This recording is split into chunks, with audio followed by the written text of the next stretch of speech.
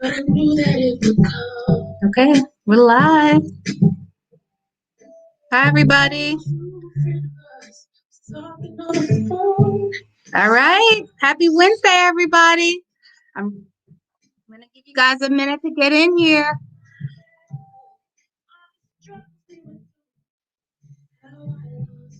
All right, guys. Welcome to Heart to Heart. Happy Wednesday. Happy Wednesday. We have a great show planned for you. All right. I am Dr. Terralon, your board-certified family physician, speaker, author, coach. You can turn it off now. You can turn it off, Valley. All right. Sorry, guys. Having a little bit of technical difficulties. I am Dr. Terralon, your board-certified family physician, speaker, author, coach. I help medical professionals make pivotal changes so that they can live a life of flexibility, freedom, and financial independence. You can follow me on all social media platforms at Dr. Terralon. That's DrTerralon. And I'm so excited that you are here with me this evening. We have 3 other dynamic female physicians who are here to share their perspective on matters of the heart, but not just matters of the heart, but matters of heart health. Because guess what? February is Heart Health Month. So I don't want to keep them waiting. I know that you are excited about today's topic. I know that I am. I can't wait to share with you. So just 1 second while I get rid of this banner. You guys will have to excuse me. Hold on 1 second. All right. Let's see what's going on. Let's get rid of those example banners. Bear with me, guys. What's going on our... All right, let's bring in our guests. Hello, Dr. L. Hello, Dr. Kellee. Hello, Dr. Andrea. Hello. Happy to be here. Hi, everybody. Hello, everyone. Just give me 1 second. I'm so sorry. I got to get that banner off your faces. That hasn't happened to me before. Hold on 1 second. Let's see what's going on here. My computer is freezing. So sorry, guys. Technical difficulties. This hasn't happened before. Let's see what's going on with this banner. The world is always giving us something new to navigate through. So I know. I'm like, what is going on here? Let's see. Now, it's usually my ticker, and that is something crazy. Well, I don't want to spend too much time on it.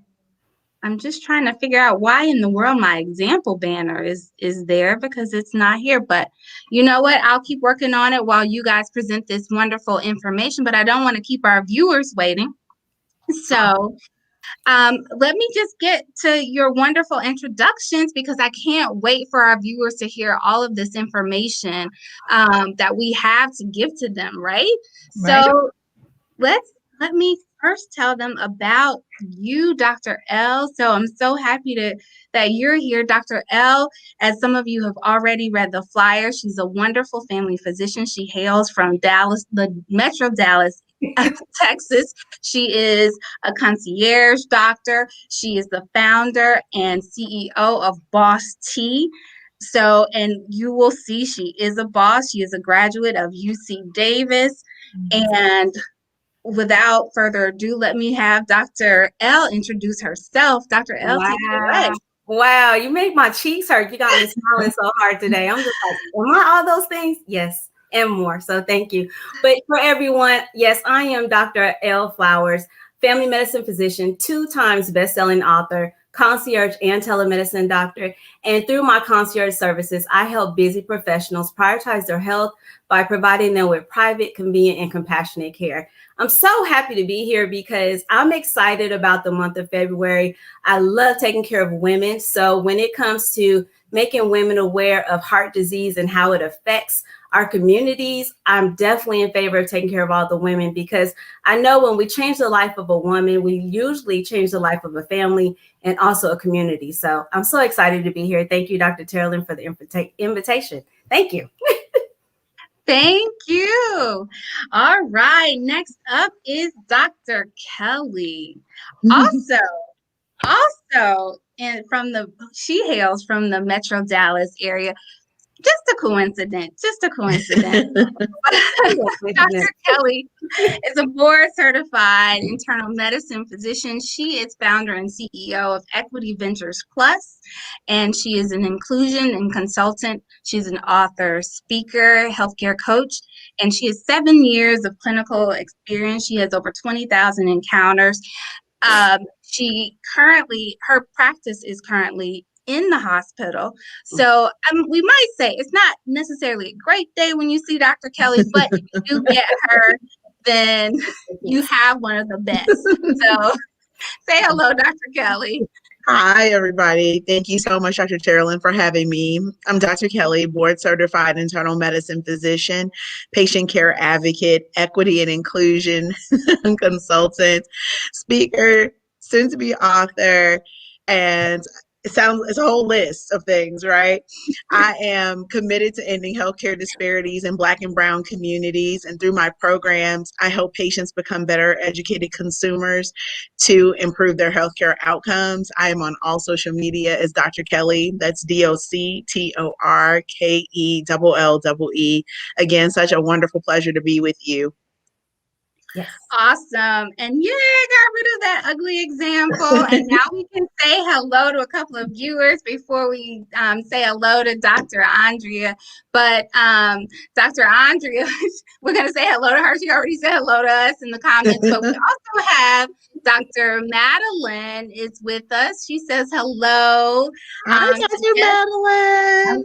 Yes. And Dr. Madeline already told the secret that I was going to tell. Yes, Dr. Madeline, we aren't just wearing this red because it's Heart Health Month. But yes, we are all members of the illustrious Delta Sigma Theta. We couldn't help but, sport our red, of course. But of course. It's serving a dual purpose today. So there you go. Yes. So, but we had to bring all of this knowledge to all of you today. And Dr. Charlotte is with us. And hi, Charlotte. Yes, and Dr. Tanya is with us. Sweeze. Hi, Sweeze. How are you? So thank you for joining us. And so now we say hello to Dr. Andrea. We introduced our audience to our resident.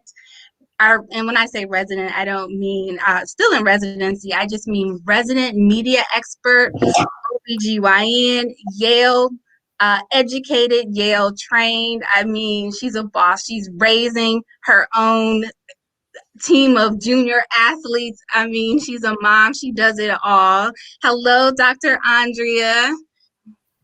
Hello, ladies. How are you, Dr. Terralon? Hello, Dr. Kellee and Dr. L. Hello. Thanks for inviting me today. I'm really excited.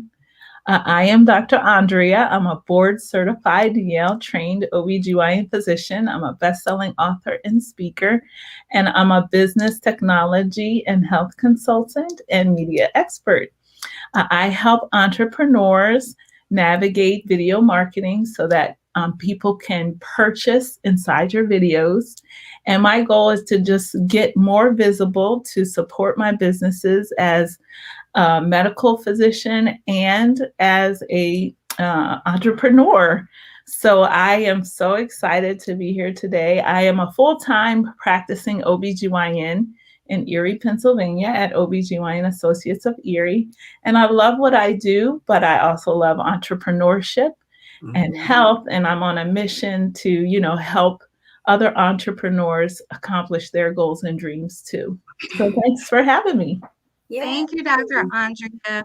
Well, thank you so much. And our audience is really lucky to have you guys. They don't know yet, but they're about to find out just how well you serve your own community. So Dr. Kellee and Dr. L, you're in the Dallas, Texas area, and Dr. Andrea, you are in Pennsylvania, but we all have and I'm in the DC area, but we all have the one thing in common. We are passionate about serving our communities. We are passionate about healthcare. We are passionate about education. And this month is American Heart Month. And with a special emphasis for us, it's important that we educate women about taking care of their hearts, because as Dr. L said earlier, it's important because the women are the foundation of the family. So without further ado, I'm going to jump into this first question, and I'm actually going to let's talk about prevention. And because it's prevention, I'm going to direct this because Dr. L is a family physician.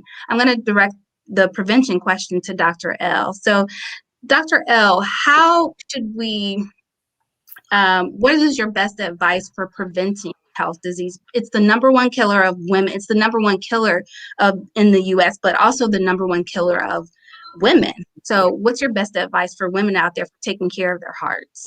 Well, Dr. Terralon, I really appreciate you giving me that question because I get to start us off on a good foot. And I actually talked about this week on my own Facebook Live. And we talked about 5 simple steps to be heart healthy. And so I'll talk about at least 2 of those steps that I gave on Tuesday. The first one is lifestyle choices. And really, we know that sometimes heart disease is caused by genetics and different things that are pertaining to your family. But the majority of the time, it's because of choices that we make. So I encourage my audience on Tuesday, every time they have a meal, to ask themselves, is this meal going to help me with my health goals, or is it going to hinder my health? And so if we all just think about that at least 80% of the time, then that other 20% of the time when we're celebrating a birthday, an anniversary, and we're having cake and we're having things like that, that's okay. It's okay to have the best of both worlds, but we need to make sure we have that ratio of healthy food input into our body more common than not. The other thing is hydration, hydration, hydration. People, please drink more water. It really is amazing how when someone is even slightly dehydrated, it makes your blood sluggish. It makes you feel tired. And anything that interferes with the blood pumping through our body appropriately, that means there's an area of our body, usually our heart, or it could be the brain, and it can lead to a heart attack or a stroke, or other areas that can have pain. But those are signs of heart disease in women. And we have to pay attention as physicians to know that women have more subtle signs of heart disease. And so hopefully we'll talk about that as well today. But those are 2 things for prevention: is eating more healthy and having healthier lifestyle choices, and definitely staying hydrated.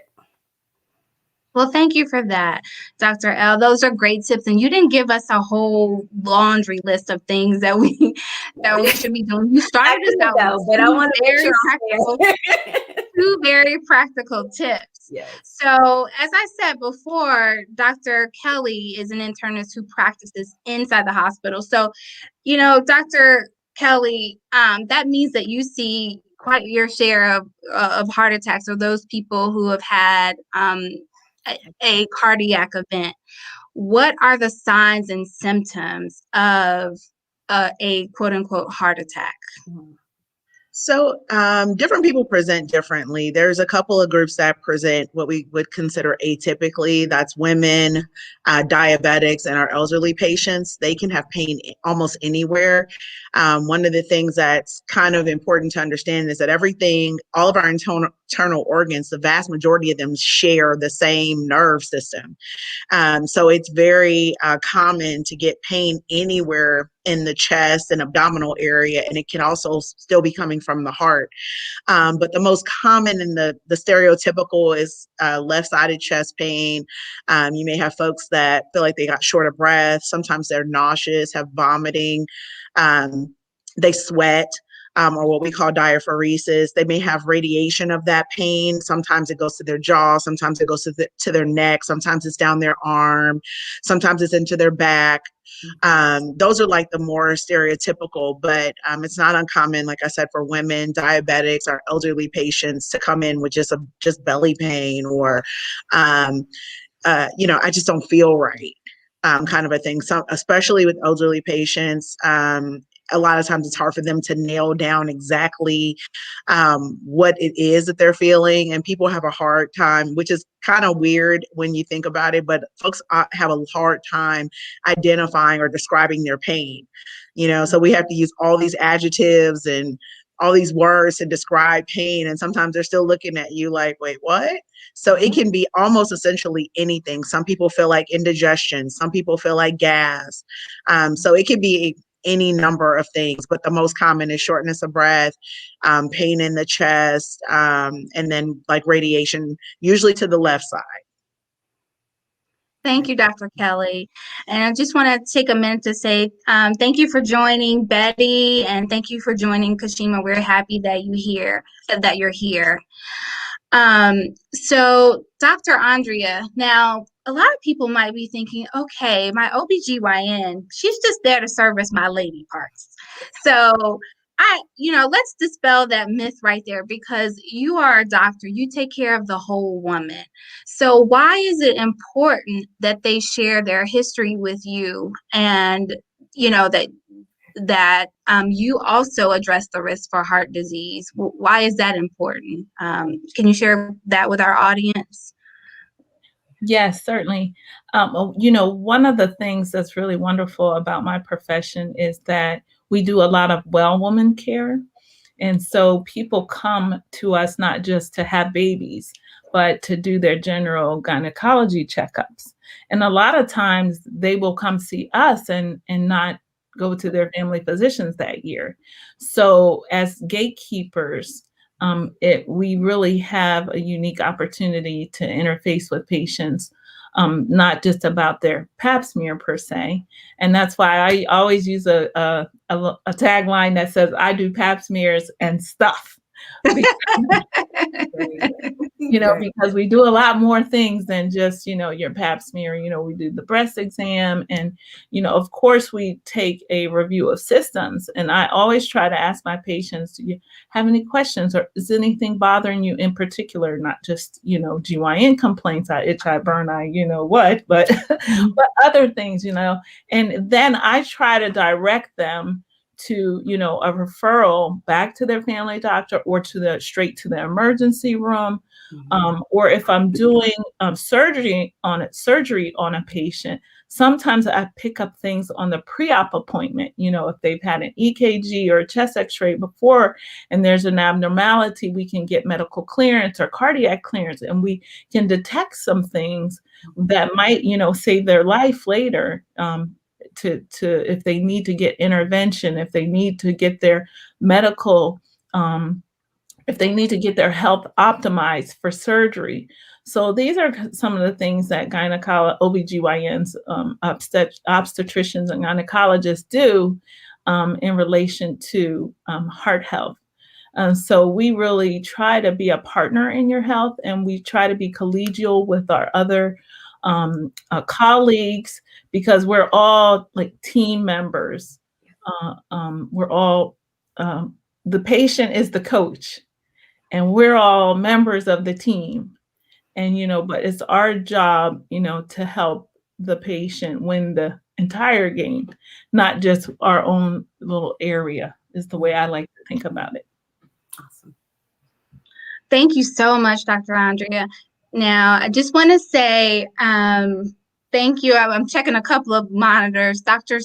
Sue joined us, and she said, so we want to say hello to her. And Hi, she Dr. said she wanted to remind us that drinking water is so important. Like you said, Dr. L, she said it's so important to so many body systems. And she said, yes, all around care, Dr. Jeffress. Yes. And let's see. Let me see what other comments, because I know you guys can't see them all. I know. I wish I could. My niece Juanita McGregor is here. Oh, Juanita. hello. Hi, And Dr. Monique said, yes, thirst is often mistaken for hunger. And I was wondering if one of you could, and you may have touched on this, Dr. Kellee. I know you talked about the elderly not having some ambiguous symptoms. Are there symptoms that that are specifically different with women and men? There are. There are. Men tend to present more of the classic presentation, the sweating, the diaphoresis, the left-sided chest pain, the pain to the arm, pain to the back. Like I said, women a lot of times, because we have breast tissue, sometimes they'll say, I have a pain right here, under my bra, or they'll have a lot of epigastric pain, which is, could be gas, could be, especially for people who still have a gallbladder. So that's where it gets a little tricky sometimes. Quite frequently, we have people who present with what we call mid-epigastric pain, which typically leads you thinking more it's a GI presentation. So gallbladder, ulcer, gastritis, gastroenteritis, if they have nausea, vomiting, all of those symptoms. So women tend to have more of the GI side, or what seems to be the GI symptoms. And a lot of that is because women carry their weight in their tummies. They carry, we have breast tissue, you're wearing an underwire. So all of that stuff can contribute to you not really being able to identify what's bothering you and where the pain is. But I would say men are the more stereotypical, what you see on TV. Oh, the crushing chest pain, and he's clenching his left chest, and all that kind of stuff. Women tend to be a little different. Diabetics as well, because they're, especially if they're uncontrolled diabetics, their nerve endings are damaged, and so they don't feel pain a lot of times. A lot of times they won't feel a thing.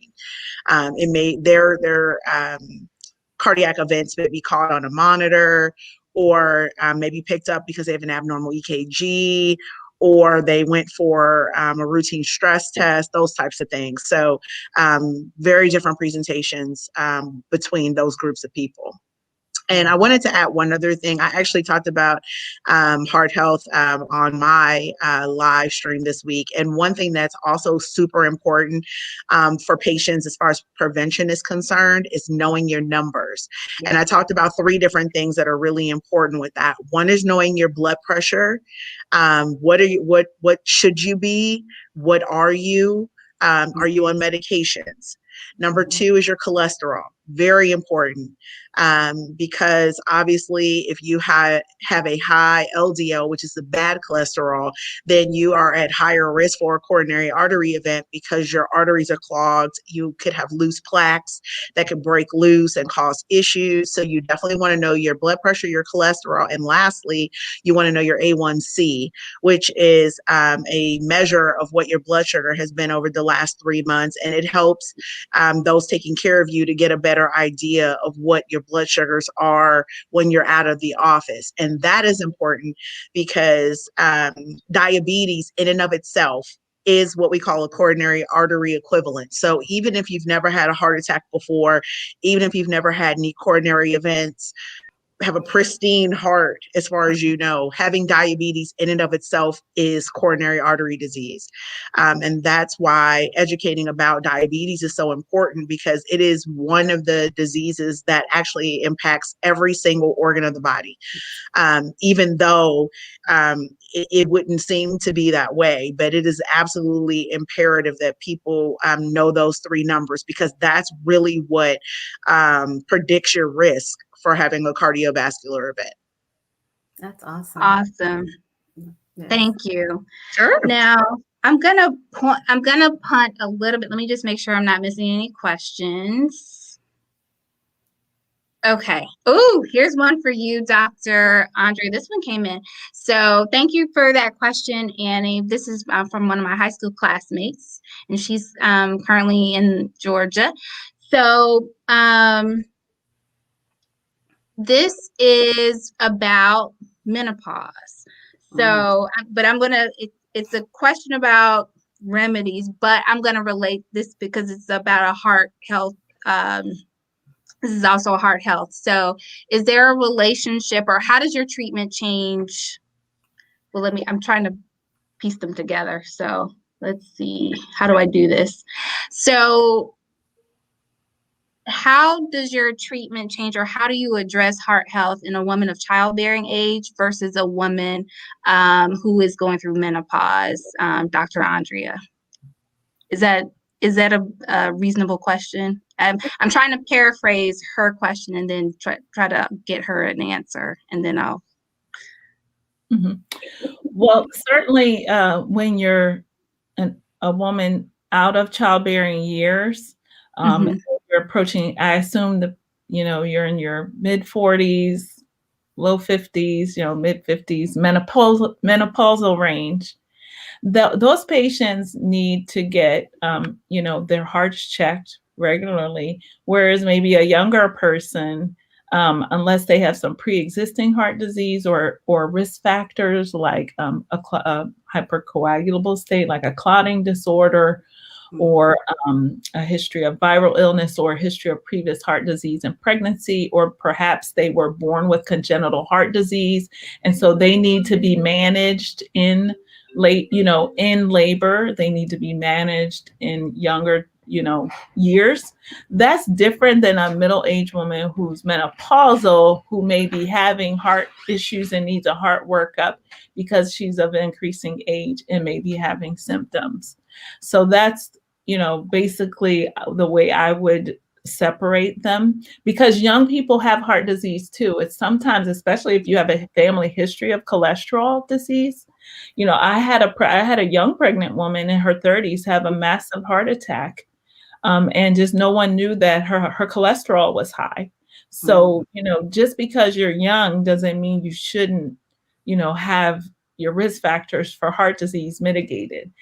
So family history, genetic problems, organic issues like cholesterol, obesity is a really, big issue in determining heart disease in young people. And then, as you get older, these things compound with age. And so, I would also, some people want to take hormones for hormone replacement for their hot flashes. When you get up there and you start and you just want to strip off the layers, personal summers. that you should probably, get an opinion, by your medical doctor as to whether you're a candidate for hormone replacement therapy or not. Right. We're not your doctor, so we can't necessarily give you an opinion about that, but you can check in with your family doctor or your internist and determine whether or not you're a candidate for hormone replacement therapy. And I think that's where, thank you for leading up to that. So her question was more about, was herbal therapies versus, did you recommend that? And thank you. And you answered the question the way you got to the answer that I knew you would, which is basically if, about menopause, if it's going to be herbal versus hormone therapy, it would be based on her individual health. So I hope that answers it, Annie. And if it doesn't, you can send me a private message. All right. Thank you. May I add to that? Oh, sure. Please. Thank you. Yes, Dr. L. I've actually had personal experience with this exact question and helping my mother navigate her health. When she became menopausal, my mother was a smoker. So I was livid to find out that her doctor had given her hormonal replacement. I was like, Ma, you're going to make me beat you up, the doctor up. I'm going to beat everybody up. And I had to educate my mother on the harmful effects of combining smoking with hormone replacement. So what I did is I also made a commitment to my mother to find out herbal treatments that would help. And so she was willing. Hey, Dr. L, before we get down the road, you might want to tell our audience why smoking and hormone replacement are dangerous. Well, smoking already is a risk factor for cardiovascular disease, just because it also deteriorates the cardiovascular system. So it affects your heart, your blood pressure, can lead to heart attacks and strokes on its own. But when a woman is also going through menopause, she's going through other changes in her body, and that can be a compounded. I love Dr. Andrea's word when she said, as you get older, it can be a compounded situation. And so that's exactly what it is. But with that, there are some herbal treatments that have been very effective. Also, there's some antidepressants that have been used to help women when they are having menopausal symptoms. Wellbutrin is one that has been tried and true to help with some women, because depression, when you're going through hormonal changes, sometimes depression is a part of it as well. So the Wellbutrin can actually help with the physical symptoms, but also the mild depression that may accompany it. Black cohosh is one that my mother actually tried and was like, okay, it's working a little bit. So she stopped looking at me as if I was a quack and said, maybe there is something to these herbs that you're always talking about. But the one that worked the best for my mother was a soy supplement. And what's interesting is soy in itself acts similarly in our bodies to estrogen. And so it is still something that you have to weigh pros and cons of, because I don't recommend being a family medicine physician. I do take care of all ages, but I was very strict to not let young boys drink a lot of soy milk, because it could lead to them developing breasts. Because again, the soy does have some estrogen-like effect in our bodies.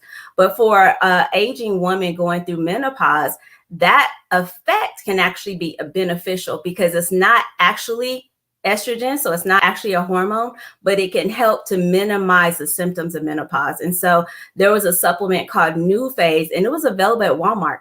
So I love that it was readily available over the counter. It had a low dose and high dose.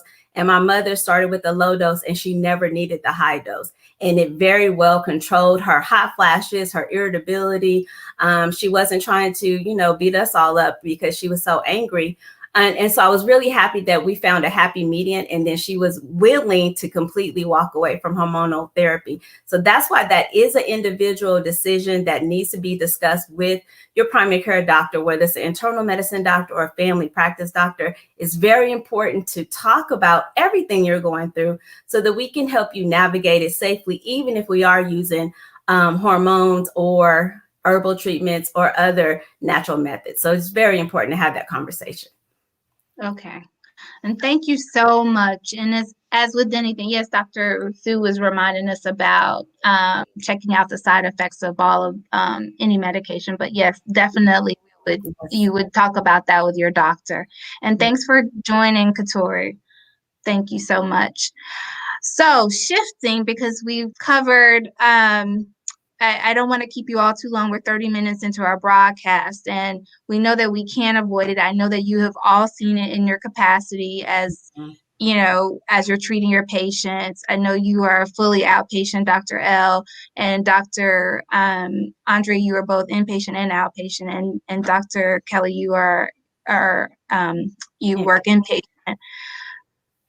COVID and the heart.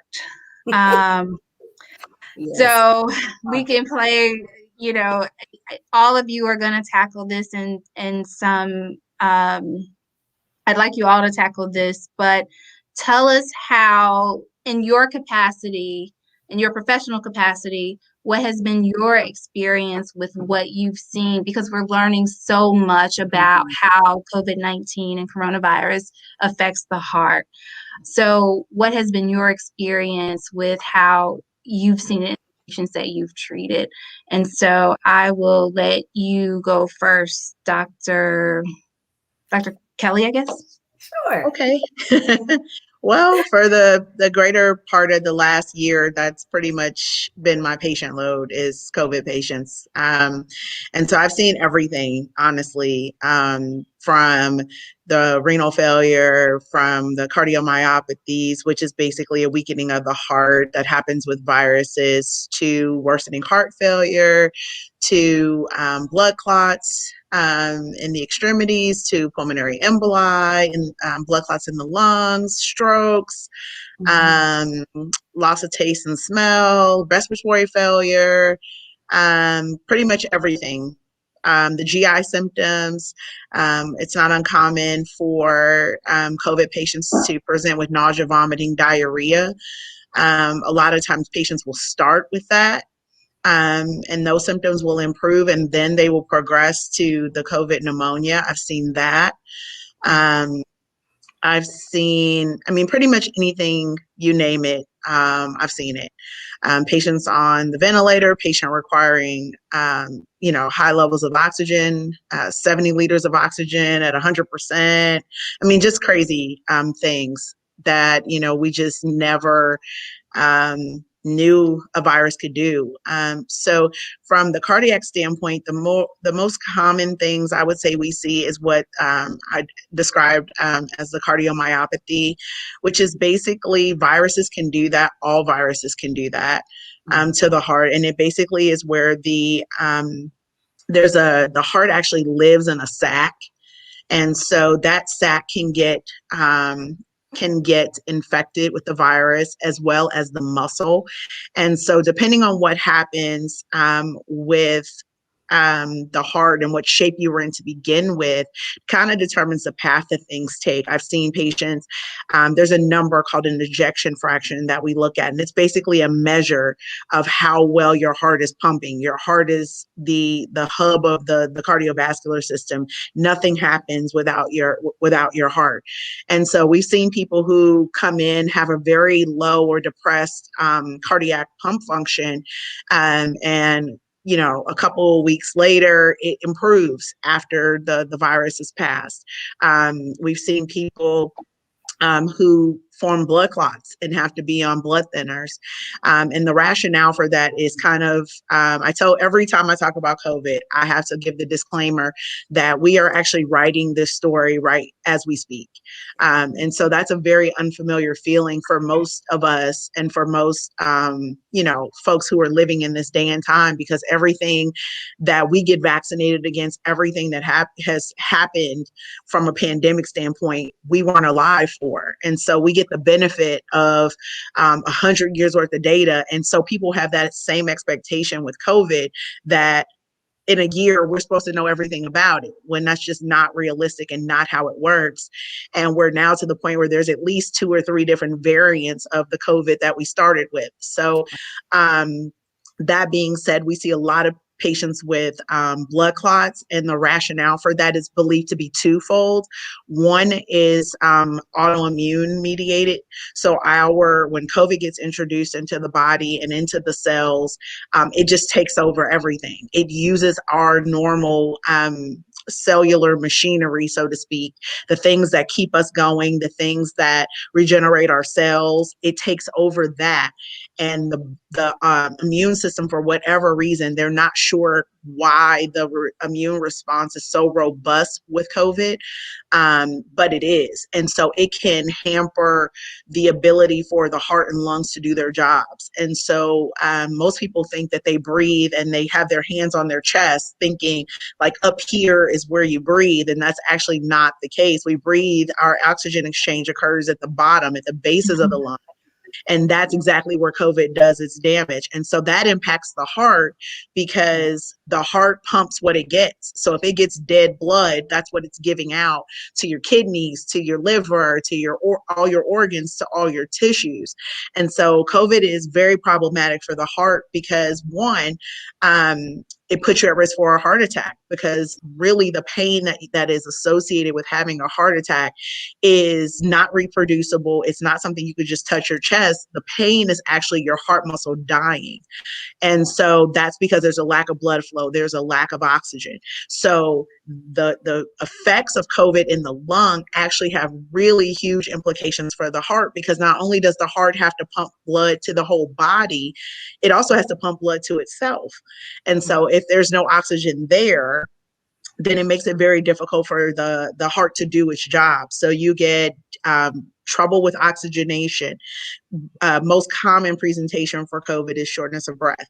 Then you get blood clots everywhere because there's belief that it's either an autoimmune mediated response, as well as there's a theory that COVID and all of the immune response actually tears up the inner layer of our vessels, and turbulent blood flow makes for sticky blood, which makes for blood clots. So, and that in turn leads to your risk for stroke. So COVID has huge implications on the heart. I could keep y'all here all day, but those are the dangerous things that we see in the hospital on a daily basis. And the kidneys are very fluid driven.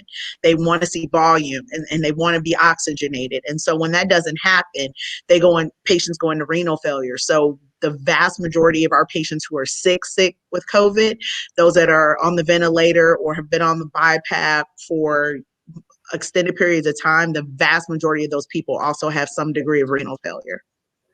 Now, see, if you had been my study partner, I wouldn't have had such trouble with the board. All right. No, thank you for that. I was going to be a cardiologist in my former life, and I changed my mind. I don't know. I think all wish you were our study partner. But no, so now you guys are seeing patients in all different capacities. And I remember, Dr. L, you were actually telling me about the patients that you're seeing. So as they get out and they're trying to get back to their real lives, I mean, what does that look like for you when you're seeing them, Dr. L? Actually, Dr. Terralon, is twofold. I actually made a whole telemedicine visit for people who did have COVID, but they didn't meet hospital admission criteria. And then they were sent home and didn't know what to do. So I was like, oh, okay, all right. Your oxygen is low, but this is what you can do. And I actually made a whole COVID-19 survival toolkit for those patients to really guide them while they were at home and on self-quarantine. And actually, I took care of a couple of families as well, all in the same house. And everybody had to really kind of rely on each other. But what was interesting is everything that Dr. Kellee said, I was seeing the same thing, just on a milder level, because they were sent home for a reason. Sometimes they didn't meet the oxygenation criteria, meaning their oxygen wasn't less than 88%. And that's something I actually learned from Dr. Kellee. So I believe in giving shouts out to anybody that teaches me, why are people being sent home? Because I really had to ask her that question. And things in COVID are very different than what we would have done pre-COVID. So that was important for me to manage people outpatient wise.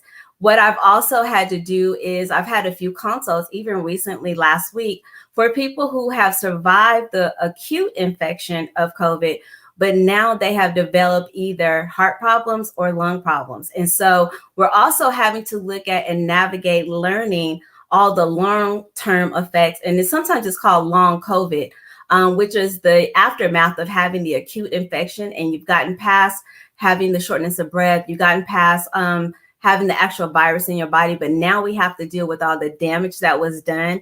And it's taken people sometimes up to 5 months to get back to even getting through their normal day of activities of going to work, having to take care of their children and all their family responsibilities, because you're still very tired. And that has that's a very direct link to how it's affected the heart, because your endurance is low. And with that, COVID has caused inflammation in every organ in your body.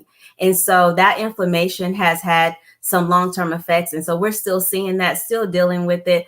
One article that does come to mind is when there was a college team of athletes, and we know college athletes are at the peak of their health because they have such demanding physical schedules, that when they got COVID and they were studied, a lot of them did develop heart failure. So if that's true for a 19 and 20-year-old, then certainly we have to pay attention for the 30, 40, 50, 60-year-old people who are also having to recover from COVID, and make sure we're observing them as physicians and have a plan. So for all the consults that I took care of last week, I made sure we had a plan of them seeing a cardiologist as well as a pulmonologist to get their lungs fully checked out and get their hearts fully checked out and have a full cardiac workup, because we're still looking at and finding out the long-term effects. Wow. So now, Dr. Andrea, a lot of people forget that you are actually a surgeon as well. You are not just you are seeing people in clinic, but you are up close and personal. You are delivering babies, you're down there catching babies, but you are also in the OR. So I've seen you full head to toe in PPE. I mean, how has this, changed your interaction with patients? And, when you've seen patients in the hospital, after, they've had COVID, or having to assume that everyone has had COVID. What is your day-to-day like now, in this era of COVID-19? Well, it's definitely a challenge. There's no rushing anymore. Someone would be ready to, pop out the baby and you would run into the room and catch. And now you have to, stop and put your PPE on and take the time to do that because, I'm trying to live. I have things to do, places to go, people to see, businesses to build, right? Money to make. Money to make. Medical moguls, right? Making. And so, there's no rushing anymore. On each labor floor, they have designated negative pressure rooms, at least one set aside.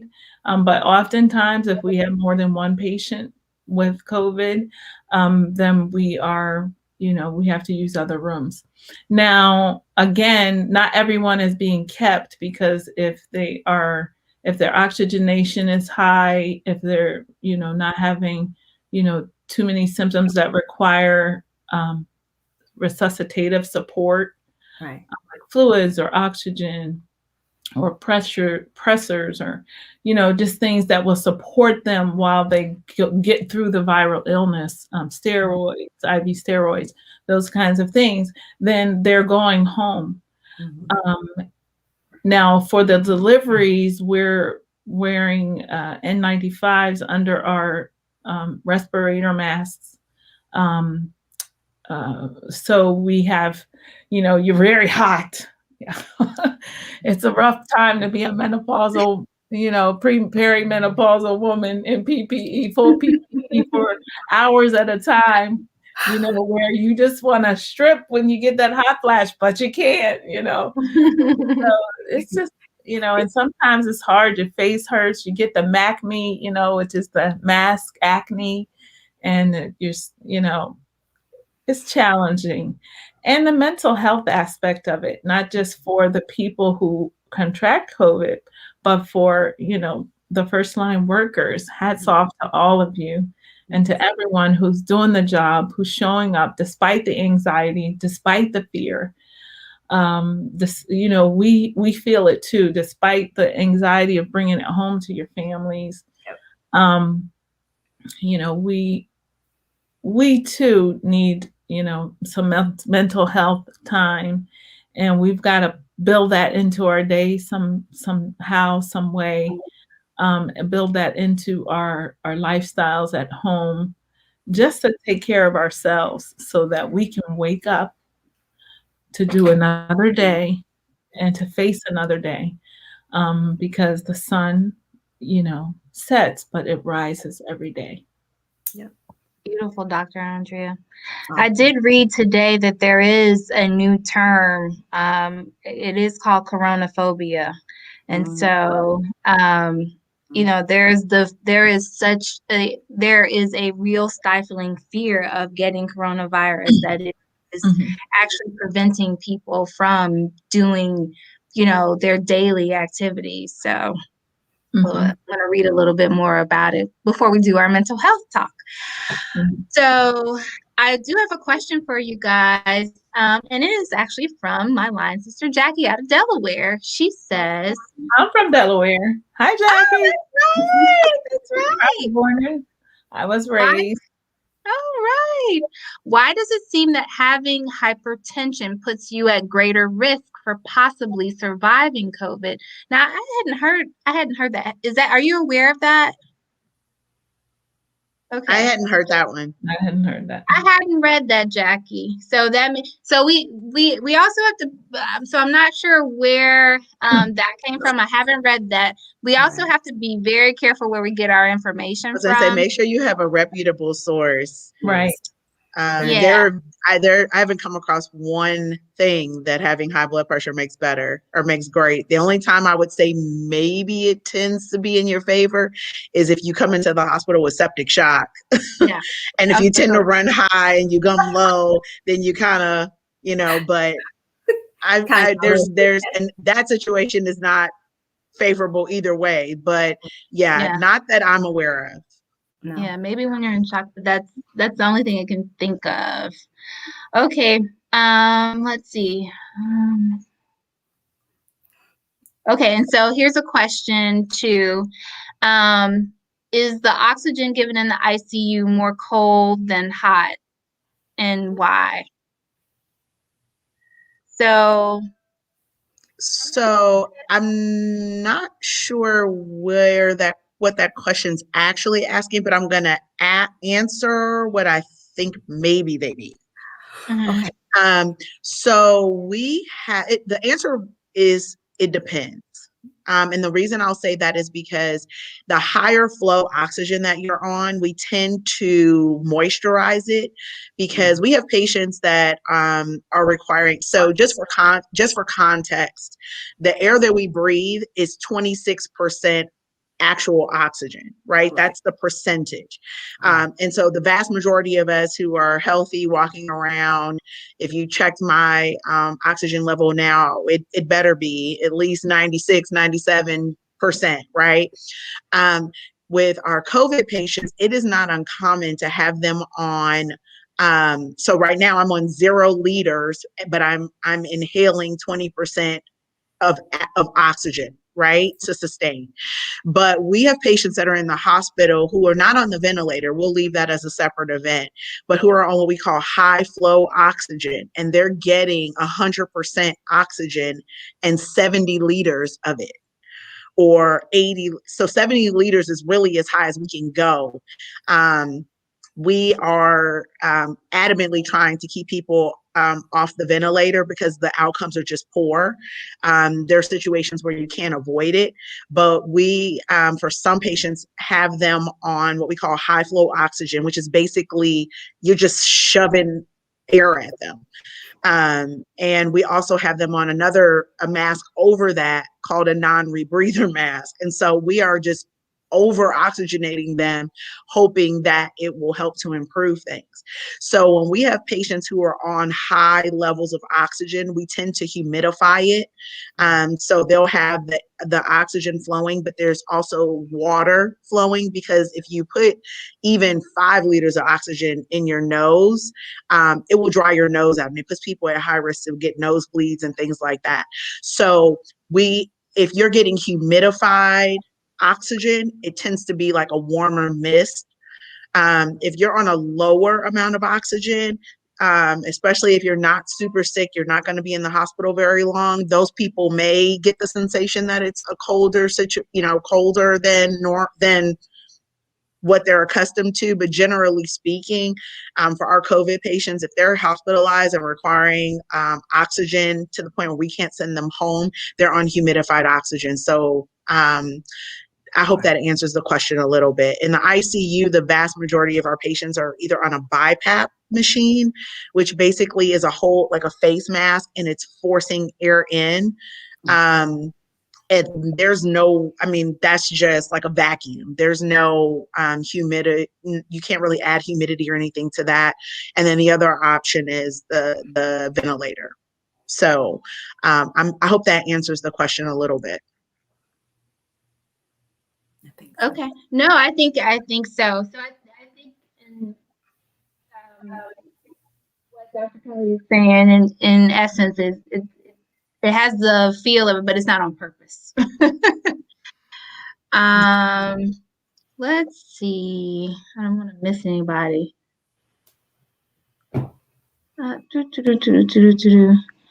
So I think we're coming at the end of the hour. Oh, and my cousin Raisa says coronaphobia is real. She's a physical therapist. She says, I have a patient who is dealing with coronaphobia. It does affect her physical therapy progress because she doesn't want to walk outside. Yeah. Yeah. Yeah. So she's Sounds like basically we have having, both extremes. We have the people who are afraid and the yeah. people who aren't. Exactly. So I do want to, because this is the burning question, and we'll just make this our last question. Mhm. What is your advice? Because people do want to hear from all of you. What is your advice on vaccines? Huh. Just general advice. 2 thumbs up. I'll go first if you don't mind. I'm for a vaccine. Now I do know that it's a little different because I think Dr. Kellee said it best, that we're having to navigate through the COVID situation because it's brand new.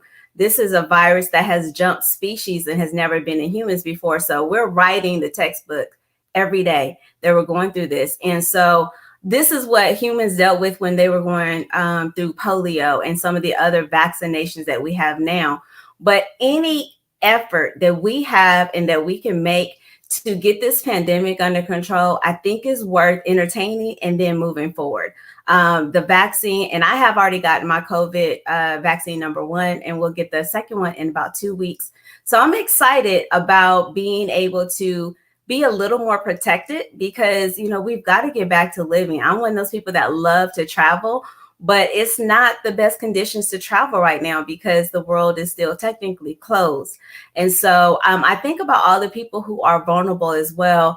We always think about the elderly, but I think about the children because right now the vaccine has only been eligible for adults. And then they're going to start doing studies for children 12 to 17. So in my mind, if I have a family, if I can get all the adults in the family protected, then I am indirectly protecting the children as well.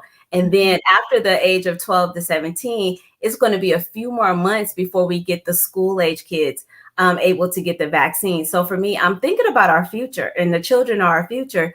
And one way we can protect them is by protecting ourselves now so that we can take care of them and we're not dealing with the issues that go along with COVID. But also, if we are vaccinated and less likely to get the virus, then we're less likely to take it home. So that's my perspective. And I believe in protecting not just myself, but I think about everyone around me. So I can't wait to get my second vaccine. I know it's not necessarily the easiest process to go through, but take a couple of days to rest and then keep it pushing. Thank you, Dr. L. All right, Dr. Let's go in reverse order. Dr. Andrea, vaccine advice, Dr. Andrea?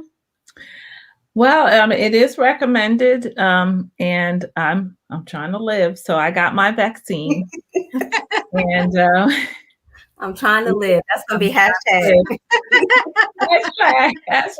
hashtag I'm trying to live. Yeah, so it is recommended. And it's, they have recommended it in pregnancy. Of course, there's not a lot of data because, it hasn't been studied in children. But the vaccine itself is actually not new.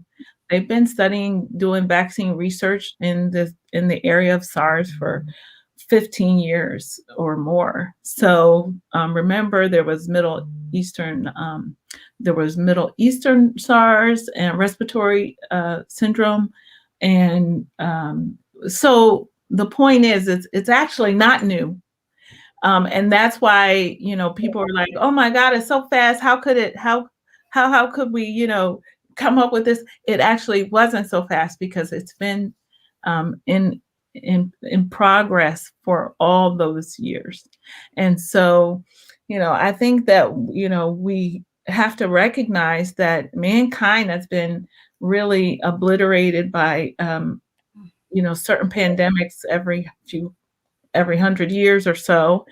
And this is the way that we've survived, through smallpox and polio and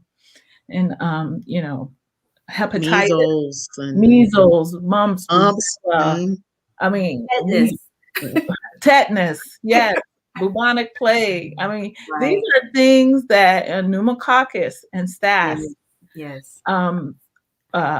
There's a herpes, Shingles. shingles virus. Mhm. So these are the ways that we've combated illness.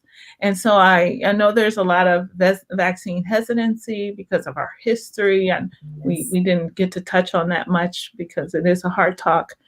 But I think it's important that people recognize, if you want to get back to work, if you want to get back to school, if you want our economy to, get back on its feet, if you want to see your loved ones and hug them and kiss them again, then we need to do what we need to do.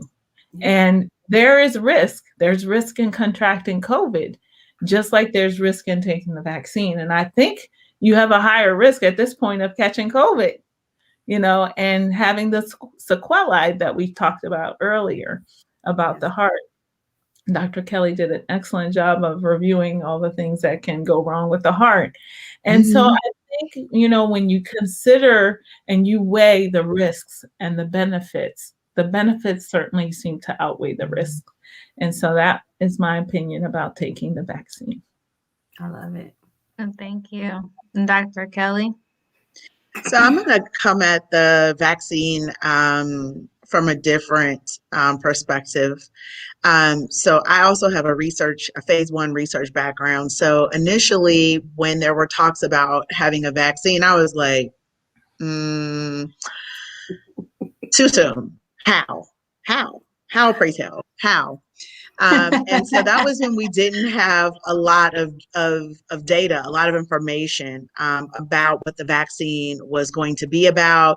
I'm going to be honest and say that I didn't trust the administration and the way that COVID as an overall crisis had been handled. So I just was like, are we just trying to throw something together just so we can say that, oh yeah, we came up with the vaccine on my watch? Like what's going on here?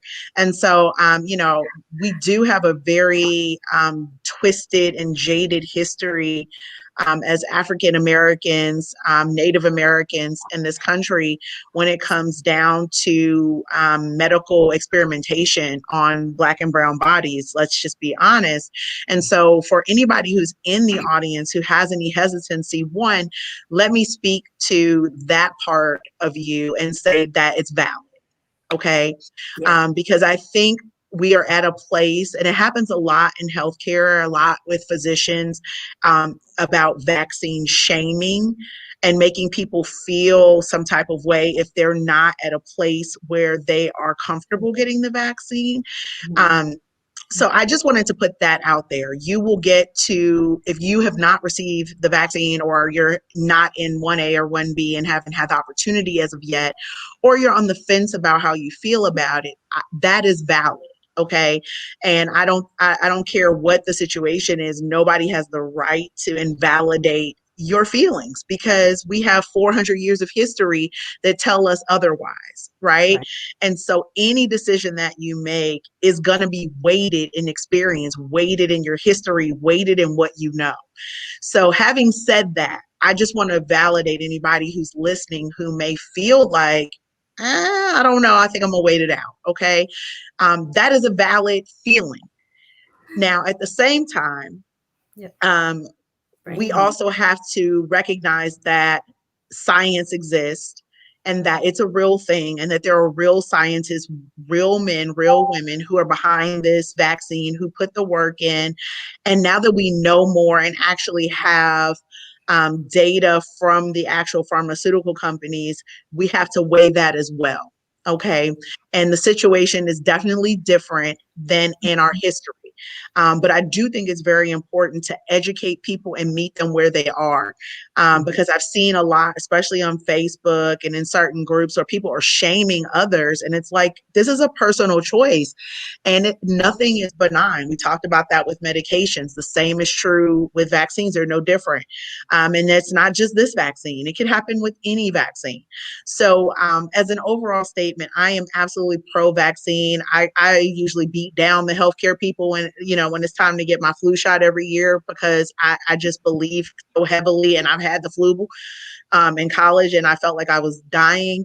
So I'm absolutely pro-vaccine, but I will say for myself, as someone who didn't get the vaccine the very first chance they got, there are other factors that have to be weighed. I have severe allergies, and I wanted to wait a little bit and kind of get more information, get more comfortable, talk to some of my colleagues who are infectious disease specialists. So I didn't jump at the chance to take it the very first time. I actually got my shot yesterday, for the first shot. And so I knew I would eventually get it, but I wanted to feel comfortable. I wanted to be confident that I was making the right choice. And in my head, in my mind, I was like, I've done the pandemic for 10 months now, and have maintained being safe. And I have a safety regimen second to none at this house. And so if I could keep myself safe for 10 months, what was another 6 or 8 weeks until I felt comfortable that I wasn't going to have a reaction, until I had a chance to read all the data sheets to make sure that they weren't using any food products that I had a severe allergy to. So just wanted to put that out there, that we, have an obligation as physicians, as community members, to educate our peers, but we also have to do it in a way that is compassionate, and that is taking into account all the things that people may be weighing. So I am absolutely pro-vaccine. I would never be a proponent of saying, no, don't get them, but I understand those who have trepidation. Thank you, Dr. Kellee. And thanks so much for joining Dr. Sunul. Everybody, Thanks, Dr. Sunul, we have been graced by your presence. Bless. He is a cardiologist in the Philly area, so we're glad to have him. And this is a little little known Black history fact. I think that a lot of people know that the name Dr. Kizzmekia Corbett. She is a Black woman who was a leading researcher in the vaccine. Specifically, she was on the Moderna team. So if it gives people any sort of comfort, she did that for us. Yes. A Black female was leading the research team for this particular vaccine. Now I know somebody, they're gonna come with all my skin folk and my kinfolk, but I do believe she really did have our best interest at heart. So, Dr. Terralon, can I add to that discussion as well? Sure. I recently did a talk on health disparities and the hesitancy for the Black community to get the vaccine. And one of the things that I brought out in that talk was actually the first coronavirus that was noted in America was in the 1950s at the University of Chicago. And then in the 1960s, they started doing different research projects. So the corona family of viruses has been studied since the 1960s. What was amazing is that there are different types of coronavirus. A lot of us are not aware that when we get the common cold, that is a coronavirus related to COVID. It's just that that particular virus doesn't cause as severe symptoms. And so one of the reasons that we haven't had a vaccine against a coronavirus previously is because there was never a need.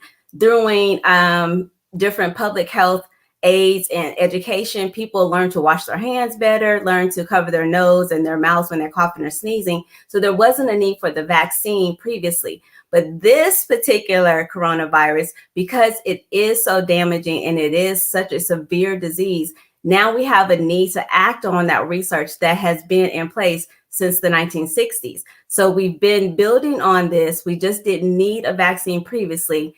And with the coronavirus 19, then they were able to add that new piece of information, which is the spike protein that makes our body recognize it, and then the vaccine. So the groundwork for the vaccine had been already laid since the 1960s. And so that's what I like to bring out when I talk to people who are hesitant, is that it really wasn't something that was made up in the last year. We had all the groundwork to build on it. We just needed to make it very specific to the particular coronavirus that we're dealing with now.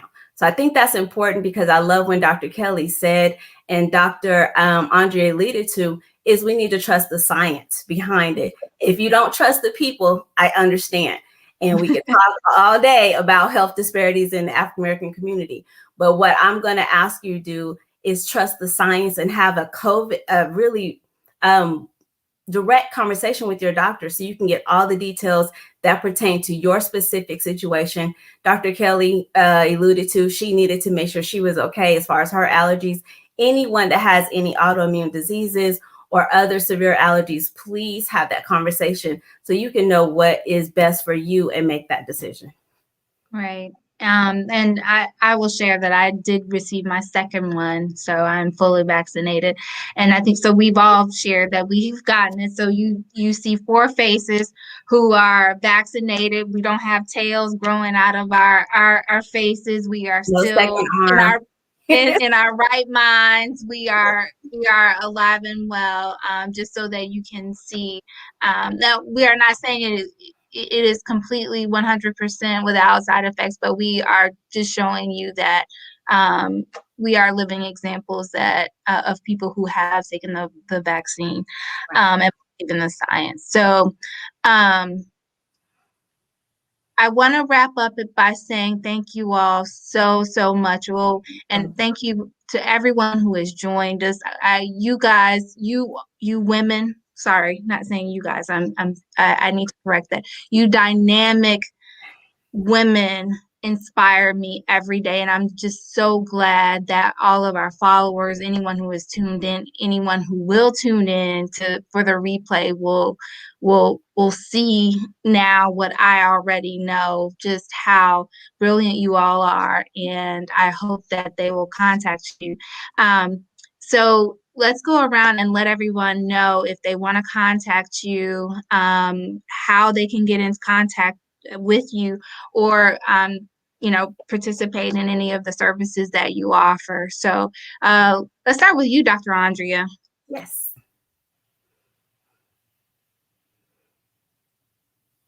You're on mute. I was just, I was whipping that out, right? Well, thank you for having us, Dr. Terralon. It was a great conversation. I was really happy to be here. I'm Dr. Andrea, board certified OBGYN, bestselling author and speaker, and technology business builder and health consultant. You can contact me at info@drjeffressmd.com for any information regarding business building technology, health technology. I'm a jack of all trades in that area. So thanks again for having me. Love it. Dr. Kellee. Hey, I'm Dr. Kellee, your board certified internal medicine physician, patient care advocate, speaker, author, equity and inclusion consultant. And through my programs, I help patients become better educated consumers to improve their healthcare outcomes. I am committed to ending healthcare disparities for Black and Brown communities. I am on all social media as Dr. Kellee, DocTorKelllee. I can also be reached at info@drkellee.com. Thank you so much, Dr. Terralon. It was a pleasure to be here with you. And also for those of you who are watching, I have developed a healthcare journal for this very reason, to help patients to better advocate for themselves, to get a grasp of their medical history. It is an all-inclusive, all-encompassing journal where you can write your family history, your medical history, your medications, what doctors you're seeing, take notes during office visits, and that's available at www.mymedicaljourney.shop. That's www.mydicaljourney.shop, SHOP. Thank you, guys. God bless you. Awesome. And I am Dr. L. Flowers, family medicine physician, 2 times best-selling author with a 3rd book coming out, Tea as Medicine. Basically, I'm going to help you navigate using tea in different arenas so that you can help with your own health. But you can follow me on all social media at Dr. L. Flowers, MD. That's the letter L as in lovely, and flowers, Flowers, and M as in Mary, D as in David. And then also anyone interested in making an appointment with me, you can do that as well at calendly.com/Dr. L Flowers. Again, Calendly, calendly.com/Dr. L Flowers, DR, L as in lovely, and flowers, Flowers. Thank you. And for those of you, if you didn't catch all of it, don't worry. It's scrolling all at the bottom of the screen, and you can again catch the replay for everyone's websites. And even Dr. Andrea, she didn't mention it because she just has so many businesses. You can catch her at smartjocks.com as well. I'm Dr. Terralon, your board certified family physician, speaker, author, and career transition coach. I help medical professionals who make pivotal changes so that they can live a life of flexibility and freedom and financial independence. And that's through my coaching programs and through my upcoming book, through all of we all have books coming out. Yes. So you can follow me on all social media platforms at Dr. Terralon. That's DrTerralon. Ladies, and all of you who have joined us, we are so honored, and thank you. And we will keep spreading the word. We will keep serving our patients. We will keep educating, and thank you. And we will see you next time. Yes, bye. Be well. Be well. Thank you. Thank you. Stay safe and stay sane. Oh, sorry. One more thing that I forgot. We forgot to tell everybody, make sure, wear a mask, wash your hands, and please social distance. Yeah. The 3 W's. Bye-bye. Bye. Bye-bye. Good night. Good night. Thank you. Bye.